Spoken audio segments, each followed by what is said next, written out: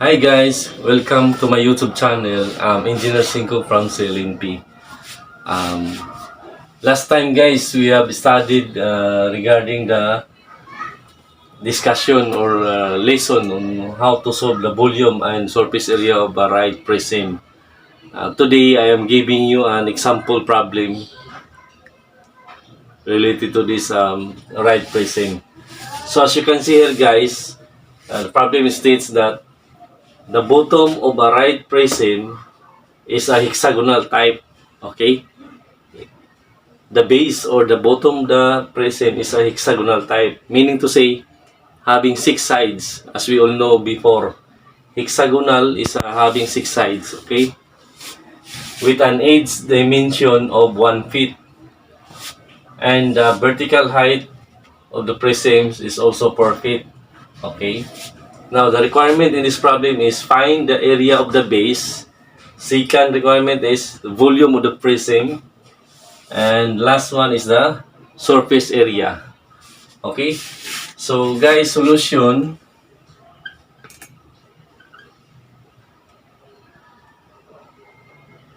Okay. If the base of the prism is hexagonal, so it will be like this, okay? Having six sides.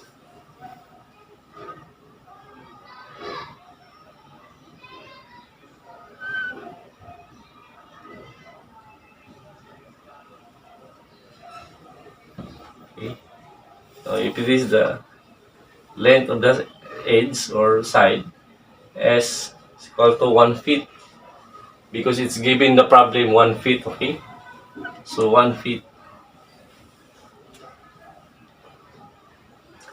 Take note guys, as we all know before, if the geometry is in terms of hexagonal, meaning to say there will be equilateral triangle form. Okay?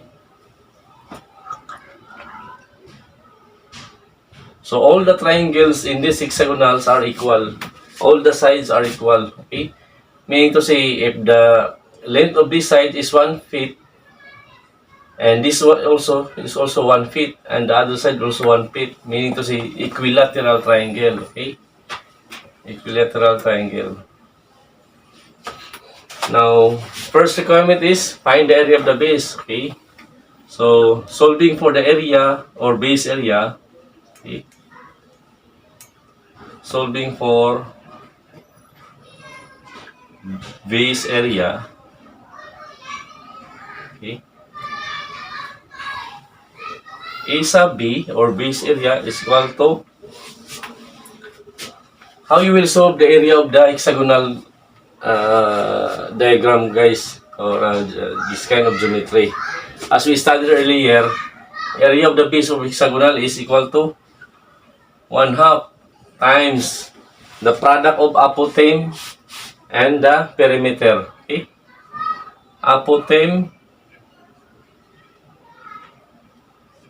times the perimeter. Okay?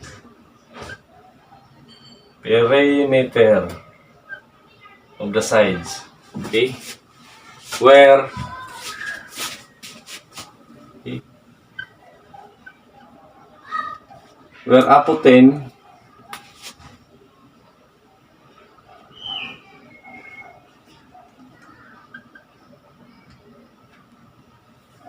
is equal to, considering this triangle guys, this is the apothem, okay? The vertical length or the side, the vertical height or the vertical length. That is the apothem. Considering as a right triangle, okay? If this is the apothem, okay, A, and this is one is the base, 1/2 of S, okay, 0.5 feet,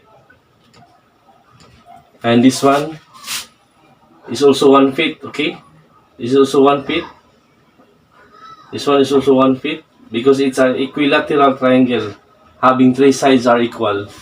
So if it is 1 feet guys, how you should solve for the A altitude? applying the Pythagorean theorem, okay?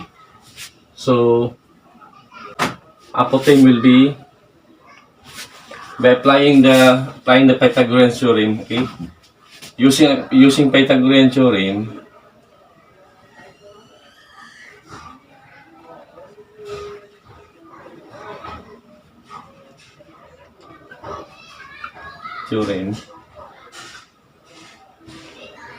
c squared is equal to a squared plus b squared, okay? C squared will be 1/5 the hypotenuse squared, and a is the altitude or apotheme, plus b is the base, which is equal to 0.5, okay, feet squared. So simplifying this expression, guys, 1 to the power 2 or squared is equal to 1, okay? It's equal to a squared plus 0.5 times 0.5, or 0.5 squared is equal to 0.25, okay? So transfer 1 minus 0.25 is equal to a squared. So this will be a squared is equal to 1 minus 0.25 is equal to 0.75. So applying the radicals to eliminate the exponent, okay, square root of 0.75 is equal to square root of 0.75 is equal to 0.866, okay, feet, okay. So this is the apotheme or A, okay, and the perimeter, okay, and perimeter is equal to number of sides, okay, number of sides times the length of the side, okay, which is equal to how much the number of side for hexagonal section. There are 6 sides, 1, 2, 3, 4, 5, 6, okay. So 6 times how much the length of the one side, equal to 1 feet. So perimeter will be 6 feet. Okay. Now substituting these two values in this equation, therefore the area of the base is equal to 1/2 times how much the apotheme is equal to 0.866. 0.866 feet, okay, times the perimeter of this section for the prism or right prism is equal to 6 feet.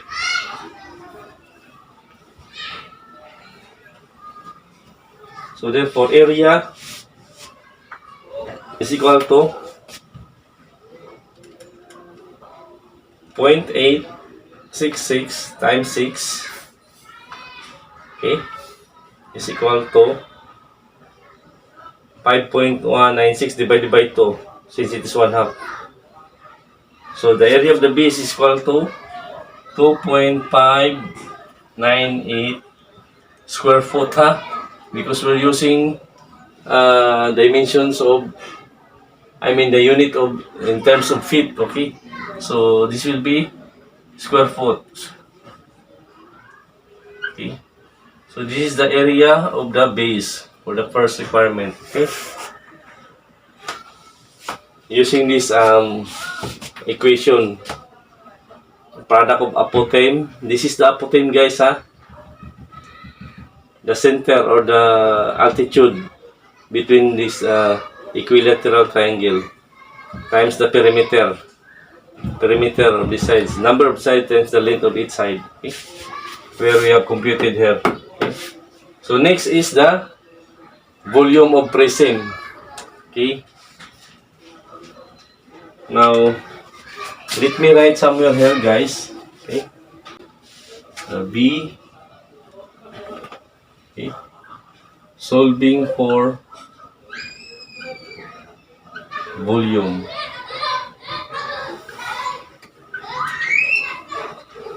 okay. So, volume of a right prism having base of hexagonal type is equal to area of the base, okay? If not, area of the base times the vertical height, okay, or height. Okay, as we studied before, standard equation for solving the volume of a prism. So, substituting the values of area of the base which are calculated earlier, this one, 2.598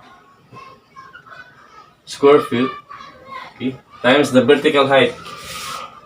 How much the vertical height, guys? As mentioned in the problem, it states here, vertical height of prism is equal to 4 feet. Okay, 4 feet. Just simply substitute. Okay.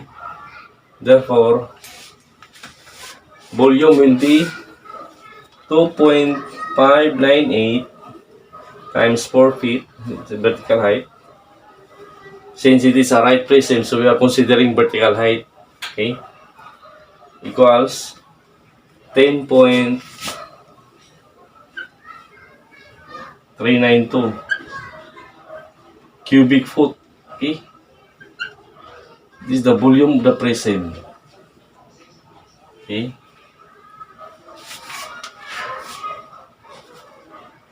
simply, guys, it's just only substituting the data or parameters of the standard equation. Since we have already computed the area of the base. Okay. Now the third requirement is the surface area of the prism. Okay. Solving for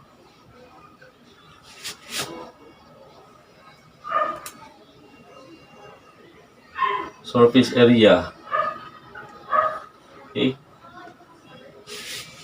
So what will be the equation for the surface area? Okay. Surface area is equal to product of perimeter of the section or perimeter of the base times the length. Okay. Since we don't have the length, we are considering the height. So we will substitute height into the length. Okay. In terms of height, our length will be in terms of height. So the product of perimeter of the section or base times the vertical height. Okay. Okay, guys. So how much the perimeter? Perimeter of the base. How many sides are there? There are 6 sides, right? Okay. 6 sides times what is the length of 8 sides? It's given here 1 foot, okay? Or 1 foot, 1 feet. Okay, 1 feet. Okay. How much the vertical height, guys, in the mention the problem? It's considered as 4 feet. Okay. So 4 feet. Okay. So how much will become surface area of the prism? Just simply 6 times 1 times 4 is equal to 24 square foot. Okay. 24 square foot. This is the surface area of the prism. Right prism. Okay, guys, I hope you follow our example for how to solve the volume surface area of a right prism having hexagonal section. I will give you another second problem related to this truncated prism after this truncated prism. Okay. Hi guys, we're back. As I mentioned earlier, our second problem is related for truncated prism. Last time I gave you some example for right prism, but now this will become truncated prism. Okay? So as you can see here, guys, the problem states that a truncated prism whose base is a right triangle, okay, type with sides dimensions of 12 inches and 20 inches. Okay. The requirement are find the base area And the second requirement is calculate the volume of prism. If the heights of prisms are H1 is equal to 25 inches, H2 30 inches, and H3 is equal to 35 inches. Okay guys, so solution.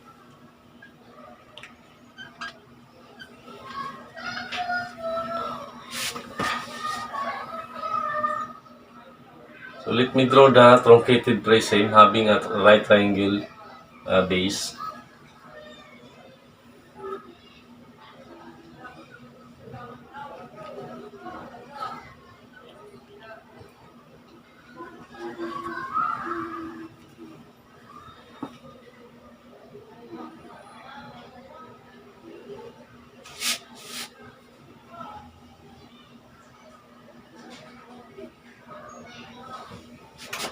So this will be H1,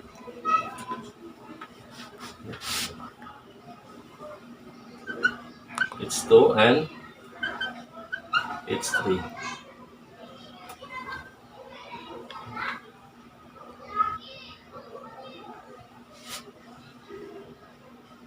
And this will be the base area. Okay. But take note guys, the sides of a right triangle is also given dimension 12 inches and 20 inches. So this is 20 inches. And this one is 12 inches. Okay.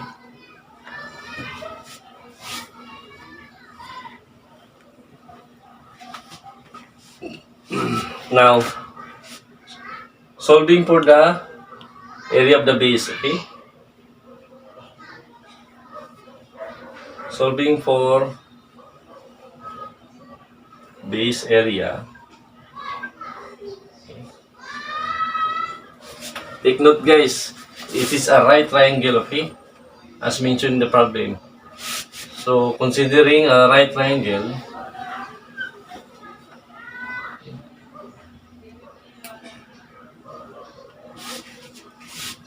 this one is 20 inches, the other side is 12 inches, okay? So what will be the area of the base if it is a right triangle? As we studied before, the area of a right triangle is equal to 1/2 times the base and height, okay? This is the base and this is the height or altitude. So just simply substitute guys. 1/2 times how much the base? 12 inches, okay? And the height is 20. Okay. So how much is the area? So let me calculate. 20 times 12, 20 inches times 12 inches is equal to 240 divided by 2. So there are 120 square inches. So area of the base is equal to 120 square inches. Okay. So this is the answer for the first requirement. Okay. Now the second is solving for the volume B.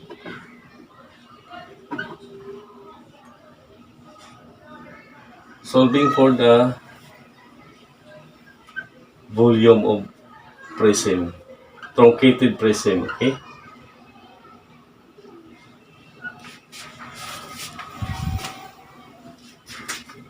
So V is equal to area of the base, okay, over 3 times the summation of the three heights, H1 plus H2 plus H3, okay?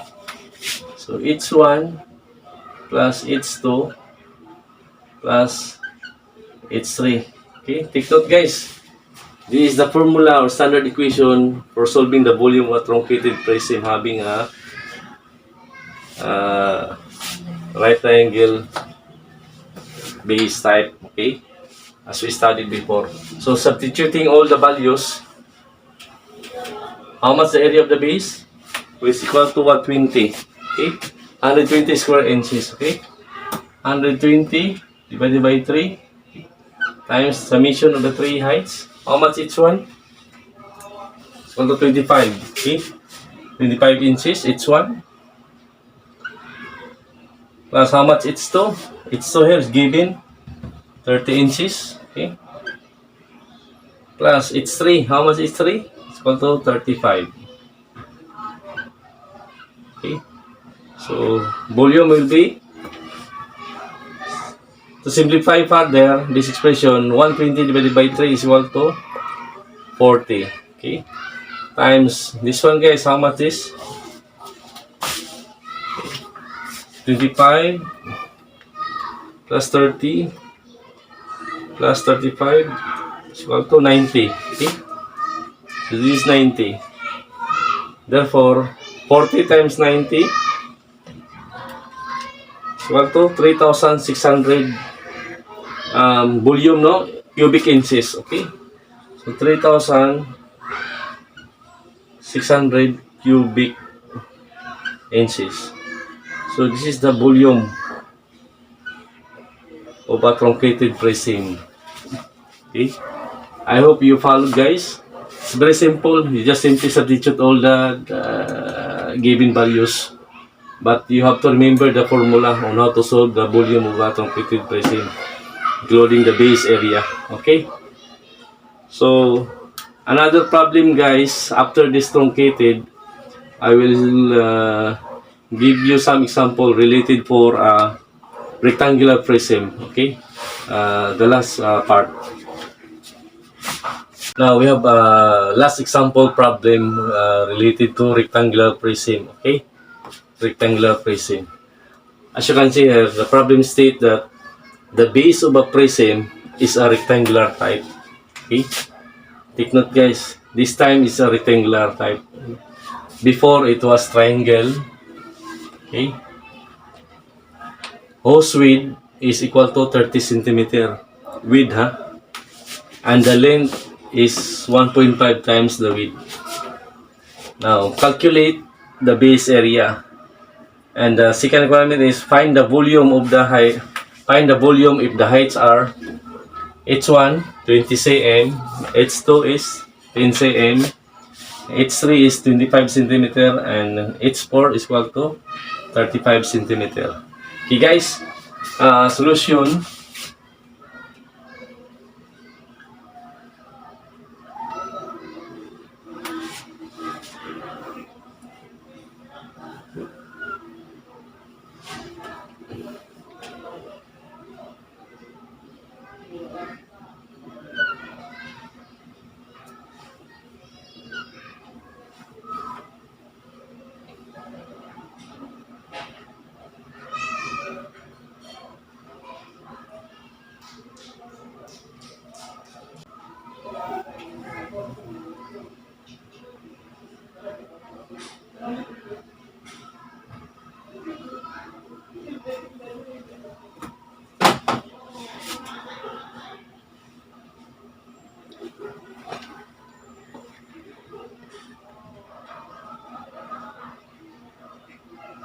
Okay.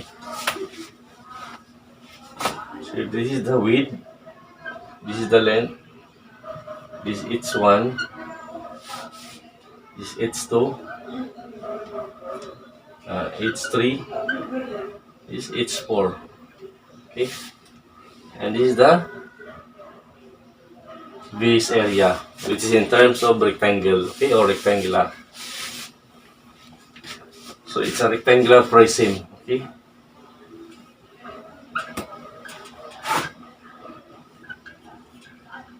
Rectangular prism.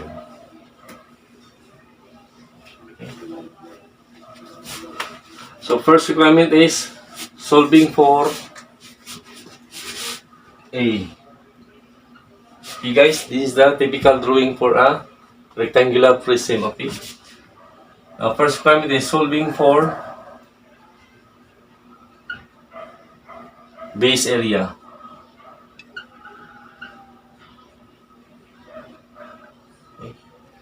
So area of the base is equal to length times the width. Okay, as we all know, rectangle is simply length times width, or product of the width and the length. Okay, is equal to, okay, length. Take note guys, as mentioned in the problem, the length of the rectangular prism is equal to 1.5 times the width. So you have to substitute the value of length here, which is equal to 1.5 times the width. So 1.5 times the width, okay, times the original width. Okay, so it's equal to 1.5 W squared. So equal to 1.5. How much the width? The width given here is 30 centimeter. So substituting 30 into squared. So area of the base is equal to, let me calculate guys, 30 squared, okay, 30 squared equal to 900 times 1.5 equals 1,350, okay, 1,350. What's the unit guys? Centimeter, okay, so square centimeter. So this is the answer for the base area for this particular problem. Okay, next is the volume. Okay, B, second requirement is solving for volume. Okay, for volume of prism. What is the formula guys on how to solve the volume of a rectangular prism? Volume is equal to, okay, area of the base, okay, area of the base divided by 4 times the summation of all the heights, okay, h1 plus h2 plus h3 and plus h4, okay, so h1 plus h2 plus h3 plus h4. Okay, take note guys ha, volume of a rectangular prism. So substituting all the values, we have how much the area of the base? Area of the base is equal to 1,350 divided by 4 times how much each one is? Each one is 20 cm. H2 10 cm. H3 25 guys ha, 25. And the last one is H4, how much? 35, okay?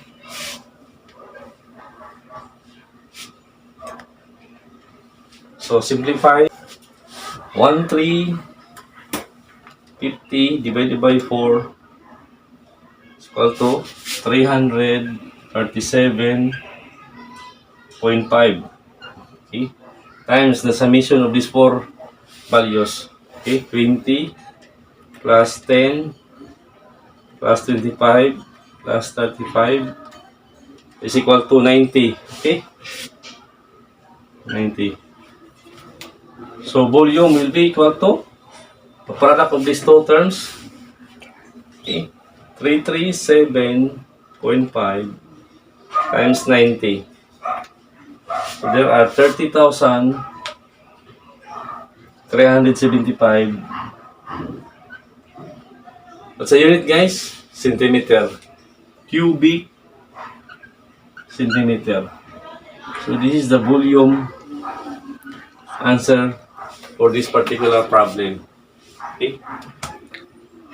So I hope guys you followed our example. It's the same simple guys. Just substituting all the values since already given. But you have to take note all the formula, okay? Remember, area of the base and the volume of the rectangular prism. This is the standard formula, okay? So guys, I hope you understand our 3 example problems related to right prism. Second one is the truncated prism. And the last one is this rectangular prism, okay? So kindly like, share, and subscribe our channel so that you will be notified for our some more videos related to mathematics, okay? So again, thank you for watching and have a nice day.